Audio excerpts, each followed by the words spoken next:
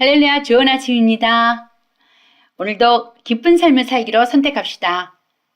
승리하는 삶을 살기로 선택합시다. 2월 12일 말씀입니다. 당신은 성령으로 인치심을 받았습니다. 그 안에서 너희도 진리의 말씀, 곧 너희 구원의 복음을 듣고 그 안에서 또한 믿어 약속의 성령으로 인치심을 받았으니 에베소서 1장 13절. 몇 년 전만 해도 거듭난 후에는 성령으로 인치심을 받아야 한다고 설교하고 가르치는 사람들이 있었습니다. 그리하여 그들은 교회 안에서 사람들을 불러 손을 얹고 예수 이름으로 인침을 받으라고 말했습니다. 그들은 마음으로 그리스도인들에게 일을 쳤던 것입니다. 어디서 이런 가르침을 얻었는지 궁금하지 않을 수 없습니다. 그리스도인은 새로운 태생에서 이미 성령으로 인치심을 받았기 때문입니다. 오늘의 본문 구절 중 밑줄 친 부분 약속의 성령으로 인치심을 받았으니라고 말씀합니다. 당신이 성령을 받았을 때 당신은 인치심을 받았습니다. 성령님이 그것을 행하셨습니다. 그것은 추가적인 별도의 경험이 아닙니다. 인치심을 받았다는 것은 무슨 의미일까요? 문서가 봉인되는 것은 진정성과 소유권을 보장하기 위한 무언가가 첨부되어 있다는 뜻입니다. 예를 들어 어떤 문서에 대통령의 인장이 찍힌 것을 보면 이는 문서가 대통령에게서 왔고 대통령의 권세가 있다는 뜻입니다. 그리고 인장은 특정 거래가 완료되었음에도 의미합니다. 성령의 인치심은 소유권과 보안과 진정성이라는 세 가지를 위한 것입니다. 이제 거듭난 당신은 성령으로 인치심을 받아서 사탄이 당신을 건드릴 수 없습니다. 하나님의 표식이 당신에게 있기 때문입니다. 하나님의 손이 당신에게 머물러 있습니다. 시편 91편 7절은 말씀합니다. 1000명이 내 왼쪽에서 10,000명이 내 오른쪽에서 엎드러지나니 이 재앙이 내게 가까이 하지 못하리로다. 그리고 10절은 화가 내게 미치지 못하며 재앙이 내 장막에 가까이 오지 못하리니 라고 말씀합니다. 왜 그렇습니까? 하나님의 인장이 당신에게 있기 때문입니다. 그 인장, 그 표식이 당신을 위험으로부터 분리합니다. 하나님의 자녀인 당신은 성령의 능력으로 보호받고 또 보존됩니다. 그분의 영광이 당신을 덮고 있습니다. 이것을 이해한다면 마귀는 당신의 삶에서 어떤 자리도 차지하지 못할 것입니다.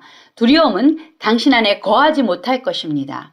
아픔이나 질병이나 연약함이 공격한다면 당신은 그것에게 몸에서 떠나라고 명령할 것입니다. 당신은 대적의 계획이 당신에게 불리하게 작용할 수 없다는 확신을 가지고 날마다 살아갈 것입니다. 하나님의 인장이 당신에게 있기 때문입니다. 하나님을 찬양합시다. 아멘. 본문 말씀 에베소 1장 13절을 쉬운 말 성경으로 읽어보겠습니다. 그리고 여러분은 그리스도 안에서 진리의 말씀, 곧 여러분을 구원하는 복음을 듣고 그리스도를 믿었으므로 그에 대한 증표로 하나님께서는 약속하신 성령으로 여러분 각자를 도장 찍으셨습니다. 아멘. 네, 하나님께서 우리가 예수님을 믿고 거듭났을 때, 그리고 성령을 받았을 때, 네, 하나님께서는 마치 너는 나의 자녀다, 너는 나의 것이다 라고 도장을 찍듯이 성령을 주셨다는 말씀이십니다. 아멘. 여기 보시면은 대통령의 인장이 찍힌 예를 들으셨습니다. 그것처럼 거듭난 우리는 바로 하나님의 것이라고 성령의 도장이 찍힌 우리들입니다. 그러므로 우리 거듭난 여러분과 저는 두려워할 것이 전혀 없습니다. 시편 91편 7절 구약의 말씀에서도 말씀하시죠. 1000명이 너의 왼쪽에서 죽어나가고 10,000명이 네 오른쪽에서 죽어나가는 그런 재앙이 너에게 가까이 올 수 없다. 그런 화가, 그런 재앙이 네 장막에, 너의 집에 올 수 없다라고 말씀하셨습니다. 왜 그럴까요?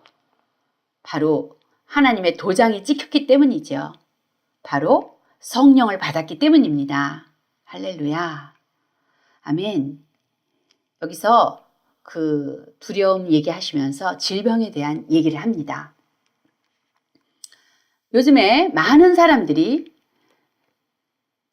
죽음에 이르는 그런 병들로 인하여 두려워하고 있습니다.